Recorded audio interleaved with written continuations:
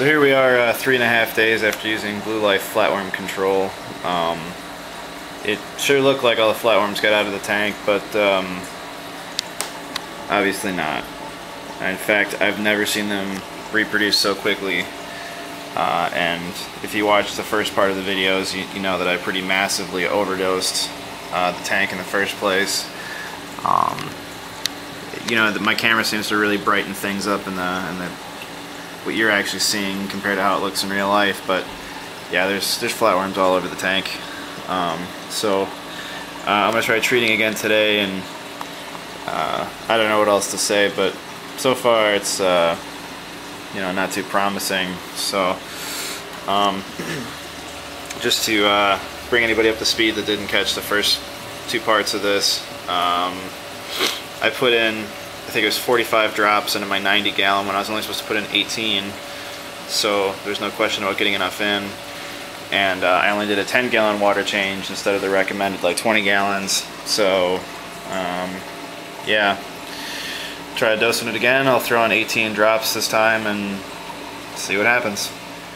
Okay, we're 3 hours into the new dosing, and here's the deal.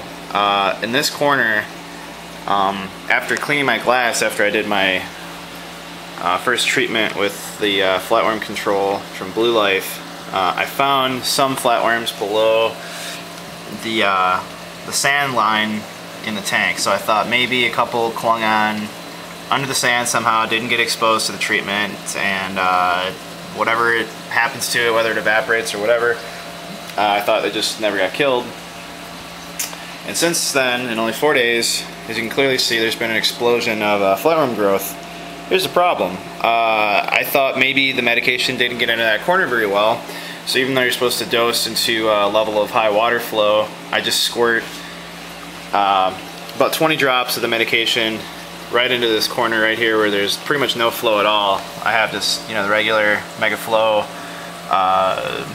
overflow kit with just one arm returning the well, the return from the Iwaki 40 back into my 90.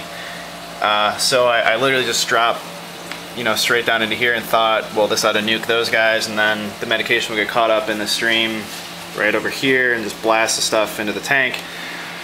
So after about an hour, I started wondering why nothing was happening, and I decided, since I put in 45 drops with no problems the first time, I thought maybe I'd add some more. So I put in another like 20 drops or so into the center of my tank where I did it the first time, right into the current.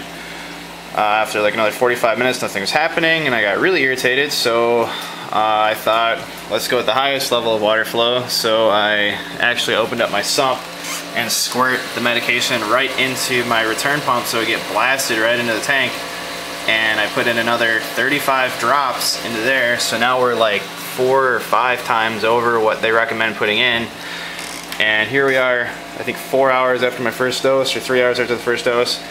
Absolutely nothing is happening. Nothing at all. Flatworms don't give a shit that we put all that stuff in there. And I talked to a friend of mine that says, in his experience, Blue Life just does not make very good stuff. So I guess I'm just making this video to say, either there's something about resistance that apparently can immediately be developed in flatworms, and I know there is some science to that, but I gotta say, not impressed with the product. So if you're wondering whether or not you should get flatworm exit instead of this stuff, you might want to try that. And if anybody else has videos with their follow-ups after using flatworm exit, I'd like to see them.